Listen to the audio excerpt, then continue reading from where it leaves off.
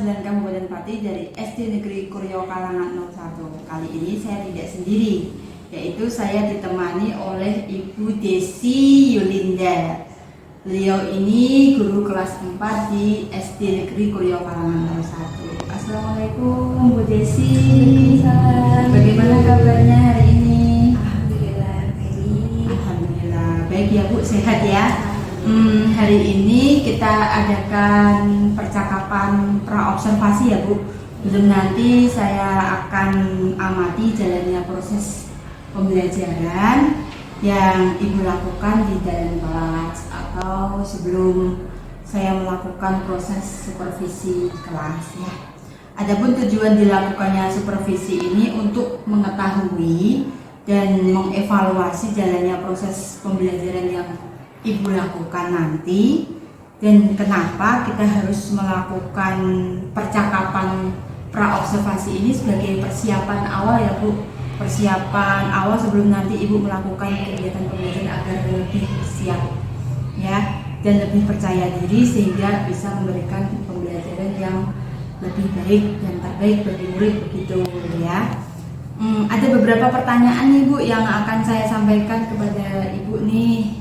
Yang pertama ini berkaitan dengan tujuan nih Bu. Kira-kira tujuan pembelajaran yang ingin Ibu capai ini apa? Tujuan pembelajaran saya nanti ada 3 Bu, yaitu siswa dapat menyebutkan macam-macam kebutuhan manusia dengan benar, kemudian mengidentifikasi jenis kebutuhan manusia berdasarkan kepentingan dan berdasarkan waktu dengan benar. Kemudian yang ketiga, membuat peta pikiran tentang jenis-jenis kebutuhan manusia berdasarkan kepentingan dan waktu yang benar. Ini nanti pada mata pelajaran IPAS. Oh iya, mata pelajaran IPAS ya Bu ya. Terus bagaimana nih dengan area pengembangan yang ingin Ibu capai nih atau ingin Ibu lakukan observasi? Untuk areanya saya mau keterampilan dan pengetahuan Bu. Oh iya, dikembangkan ya Bu. Iya, untuk pengetahuannya nanti siswa bisa mendeskripsikan keanekaragaman hayati, keragaman budaya, kearifan lokal dan upaya pelestariannya. Kemudian untuk ranah keterampilan, nanti siswa dapat mengamati fenomena dan peristiwa secara sederhana dengan menggunakan panca indera dan dapat mencatat hasil pengamatannya. Oh iya. Baik Ibu, untuk area ini ya, tadi kan sudah dijawab ya, ada area pengembangan untuk pengetahuan dan keterampilan. Lalu bagaimana nih Bu tentang rancangan belajar ini kan sudah disiapkan Bu Desi ya, yang ingin Ibu terapkan di kelas mungkin dari segi strategi pembelajarannya, model pembelajarannya, ataupun bisa dari metode pembelajarannya. Baik Bu, untuk strateginya saya akan menggunakan diskusi kelompok. Kemudian untuk model pembelajarannya saya menggunakan pembelajaran berdiferensiasi dan metode pembelajarannya tanya jawab, diskusi, dan nanti siswa ada presentasinya. Oh ya, menarik sekali nih Bu ya, ada menggunakan model berdiferensiasi ya. Lalu terkait dengan media pembelajarannya Ibu, bagaimana dengan media pembelajaran yang akan Ibu pergunakan di dalam kelas? Ya, untuk medianya nanti saya mau menggunakan LCD, kemudian buku pegangan guru dan ada LKPD. Oh ya. Lalu ini terkait jadwalnya ya Bu ya, melakukan kegiatan supervisi ini, Ibu akan melakukan kegiatan pembelajaran tersebut ini di hari apa dan di kelas berapa dan juga di jam keberapa nih Bu? Nanti saya pada hari Kamis tanggal 25 Januari, pada jam pertama Bu. Jam pertama dan kedua ya. Ya.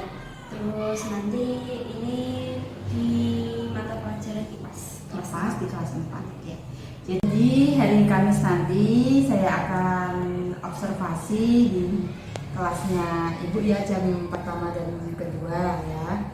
Kemudian nanti setelah melakukan kegiatan observasi, pembelajaran, kita adakan lagi percakapan yang terakhir ya Bu, yaitu percakapan pasca observasi yang nantinya akan didampingi oleh pengajar praktik ya. Sebelum kita akhiri nih Bu, kira-kira apa nih yang Ibu dapatkan dari hasil percakapan kita hari ini? Mungkin nanti saya akan mempersiapkan media yang akan saya gunakan di kelas dan saya gunakan. Oh iya. Jadi terima kasih ya Bu ya atas waktunya sudah berbincang-bincang dengan saya di percakapan pra-observasi ini ya Bu ya. Sampai bertemu lagi di kegiatan observasi hari Kamis ya Bu ya. Demikian percakapan pra-observasi kita hari ini. Sampai bertemu di kegiatan observasi, kelas dan juga percakapan pasca observasi. Assalamualaikum warahmatullahi wabarakatuh.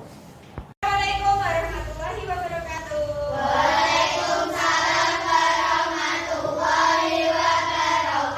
Nah, sebelum pelajaran kita mulai, silahkan Mbak Amel untuk memimpin berdoa.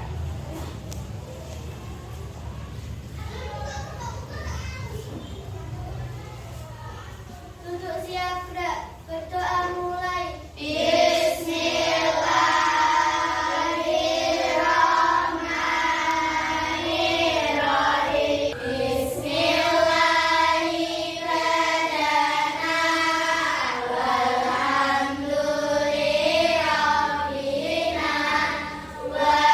Semuanya sehat?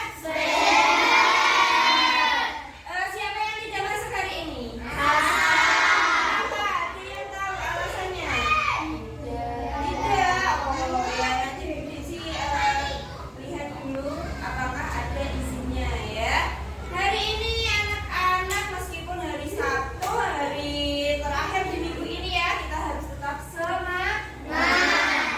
Untuk agar kita semangat, coba kalian berdiri dulu. Kalian berdiri dan kita nyanyikan bersama-sama lagu Garuda Pancasila. Ya, coba yuk. 1, 2, 3.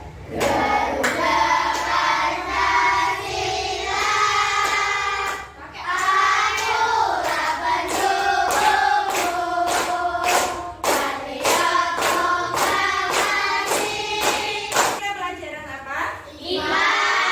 IPAS, ilmu pengetahuan alam dan sosial. Silakan buka bukunya, semua alat pembelajarannya silakan dibuka. Hari ini kita akan mempelajari tentang kebutuhan manusia sebagai makhluk ekonomi. Ya, kegiatan ekonomi. Siapa yang tahu ekonomi itu apa? Kenapa sih manusia harus memenuhi kebutuhannya? Agar bisa hidup, agar bisa apa lagi? Ya, memenuhi kebutuhannya agar bisa hidup dengan layak seperti yang lain. Nah, kebutuhan dan keinginan, siapa yang tahu bedanya kebutuhan dan keinginan? Kebutuhan itu apa? Yang harus dipenuhi atau tidak? Kalau kebutuhan harus. Kalau keinginan tidak harus dipenuhi. Nanti kita bagi menjadi 3 kebutuhan. Sebelum itu kita lihat dulu Budi punya video.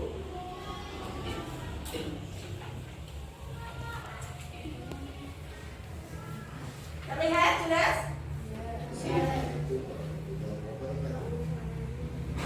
Sobat Sumber Belajar, setiap manusia memiliki kebutuhan.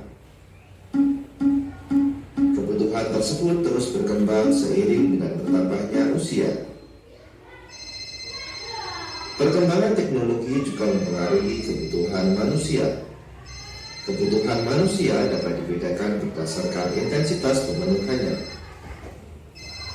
Menurut intensitasnya, manusia memiliki 3 macam kebutuhan, yaitu kebutuhan primer, kebutuhan sekunder, dan kebutuhan tersier.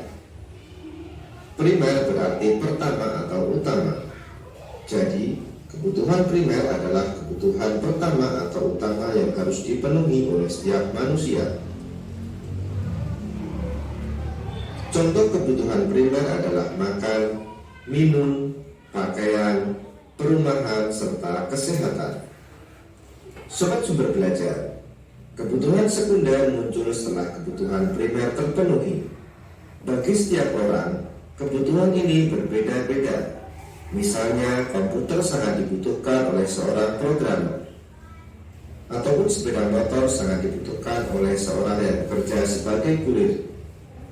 Sobat Sumber Belajar, kebutuhan tersier merupakan kebutuhan ketiga, yaitu setelah kebutuhan primer dan sekunder terpenuhi. Kebutuhan tersier ini untuk tiap-tiap orang berbeda seperti halnya dalam kebutuhan sekunder. Kebutuhan tersier lebih menunjukkan status sosial orang di masyarakat, misalnya kebutuhan akan rumah mewah dan mobil mewah. Pembagian kebutuhan seperti di atas tidak mutlak. Pembagian jenis kebutuhan juga bergantung pada siapa yang memiliki kebutuhan tersebut. Misalnya, buku akan menjadi kebutuhan primer untuk seorang pelajar. Namun, buku bisa menjadi kebutuhan sekunder atau tersier bagi orang lain. Demikian juga dengan gergaji yang menjadi kebutuhan primer bagi seorang tukang kayu. Sobat Sumber Belajar, demikian penjelasan dari kami. Jangan lupa like, share, dan subscribe channel Sumber Belajar. Terima kasih dan sampai jumpa. Assalamualaikum warahmatullahi wabarakatuh. Nah, itu tadi ya. Ada berapa tadi kebutuhan? 3. Ada 3 apa saja?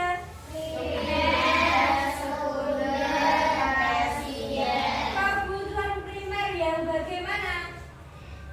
Primer. Sandang, papan, pangan. Sandang adalah pangan. Terus? Iya, sandang. Papan, rumah. Ya, kebutuhan primer, sekunder, dan tersier. Nah, sudah jelas tadi videonya? Sudah. Nah, sekarang anak-anak silahkan. Di sini ada LKPD. Ya, silahkan dibagikan oleh Herdi.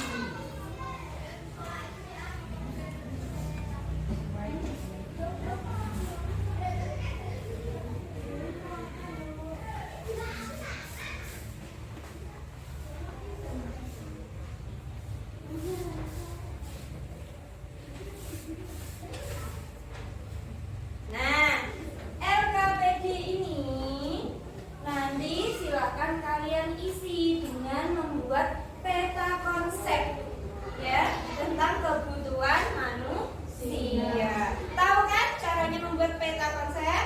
Ya. Oke, silahkan dibuat bersama kelompoknya.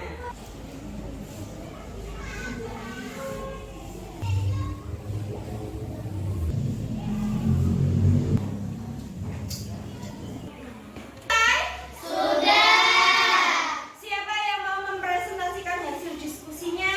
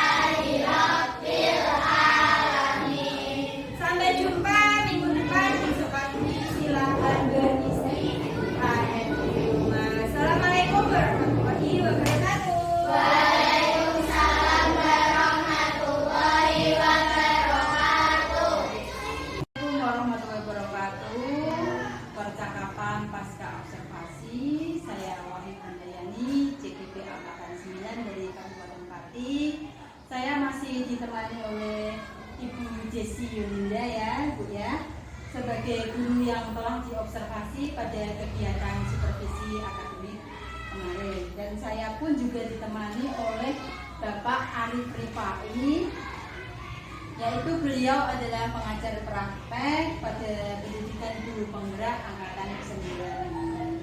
Assalamualaikum Bu Desi, bagaimana kabarnya? Waalaikumsalam Pak Arif, bagaimana kabarnya? Alhamdulillah.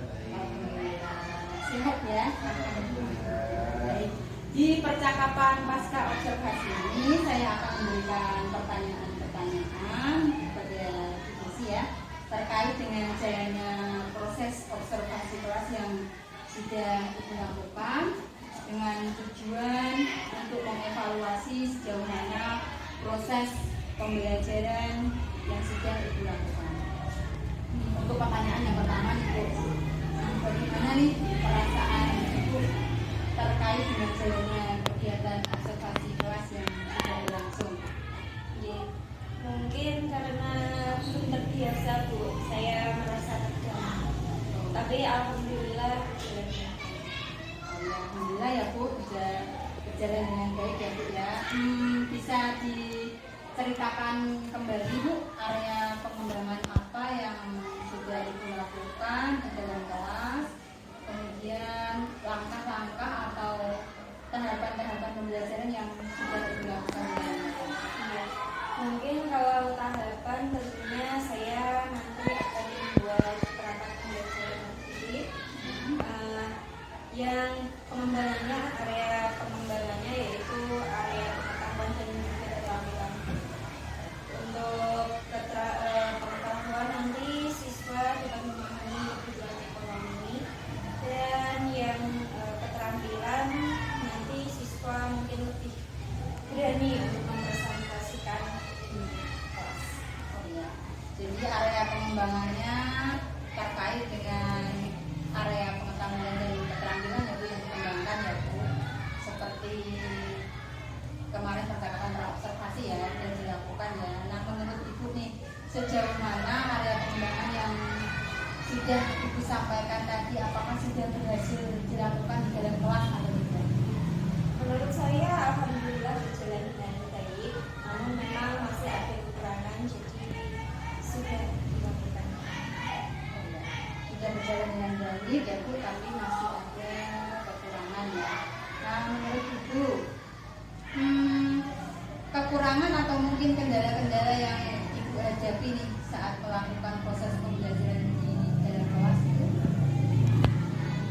Untuk kekurangan atau hambatan yang sering terjadi ya tentunya mungkin sama dengan bapak ibu guru yang lain, yaitu masih ada beberapa siswa yang tidak ingin terlibat, tidak aktif di dalam berdiskusi. Jadi baik, jadi ada beberapa siswa yang tidak terlibat atau kurang aktif ya Bu. Mungkin hanya mengandalkan teman seperti itu ya Bu ya. Betul sekali. Kira-kira nih Bu Desi, mengapa kok itu bisa terjadi? Bu Desi punya alasan juga? Ya, mungkin kurang aktifnya karena pemberian kelompoknya Bu terlalu banyak, jadi siswa lebih menggabungkan kepada teman-temannya. Terus minatnya, misalnya saya bagi kelompok berdasarkan gaya belajarnya, ya, gaya belajar visual, auditori, dan kinestetik, sehingga nanti anak akan lebih mudah dalam mengerjakan materi dan diskusi. Baik, jadi itu tadi rencana kedepannya ya Bu, untuk proses pengembangan ke depan itu nanti akan menyesuaikan dengan gaya belajar mereka ya, gaya belajar mereka masing-masing, dengan kenyamanan mereka ya. Ada yang menggunakan gaya belajar visual ya Bu ya, menggunakan gaya belajar auditori, dan juga menggunakan gaya belajar kinestetik itu ya Bu ya. Seperti itu ya Bu, mudah-mudahan apa yang Ibu nanti rencanakan dapat terrealisasi dan memberikan proses-proses pembelajaran yang lebih baik lagi dibandingkan dengan kemarin ya Bu.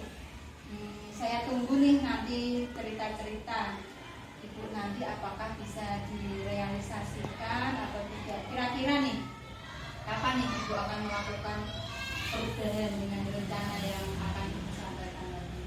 Mungkin untuk waktu tepatnya belum saya tentukan, tapi insya Allah nanti akan saya lakukan secepatnya di pertemuan yang akan. Mungkin di bulan depan ya. Ya.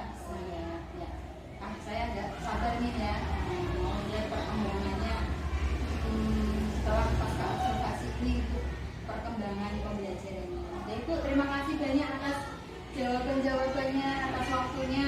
Mudah-mudahan apa yang nanti Ibu rencanakan ini bisa secepatnya direalisasikan. Baik, selanjutnya mohon maaf Pak Arif, mohon izin ya, saya beri kesempatan kepada Bapak Arif sebagai pengajar praktek untuk memberikan umpan balik atau tanggapan terkait dengan jalannya kegiatan pasca observasi atau mungkin kegiatan observasi kelas. Terima kasih untuk kegiatan observasi dan observasi, karena saya tidak mengetahui, saya tidak bisa komentar banyak. Tapi untuk dilihat dari pasca observasinya, kegiatan pembelajarannya terlihat sudah mendekati dengan apa yang diharapkan, walaupun masih ada kekurangan, itu wajar karena tidak ada yang sempurna, apalagi ini merupakan hal yang baru buat PPG, buat BHU, jadi masih tidak sempurna. Tapi saya yakin kedepannya pasti akan menjadi lebih baik, dan itu dari pembelajaran, dan itu dari siswanya. Jadi bermaknanya siswa. Jadi yang diharapkan dari pembelajaran yang bermakna, sehingga tidak hanya siswa itu tidak hanya bisa, tapi juga mempunyai karakter yang baik. Itu saja dari saya. Ya, terima kasih banyak Pak untuk umpan baliknya dan tanggapan-tanggapannya terkait dengan kegiatan pasca observasi kita tadi. Baik, akhirnya rangkaian kegiatan supervisi akademik sudah selesai, dimulai dari percakapan pra-observasi, kemudian ada observasi kelas, dan juga percakapan pra-observasi. Saya ucapkan terima kasih sebanyak-banyaknya kepada Ibu Desi Yulinda sebagai guru yang telah saya observasi, dan kepada Bapak Arif Rifai sebagai pengajar praktek saya ya. Dan saya akhiri sekian. Assalamualaikum.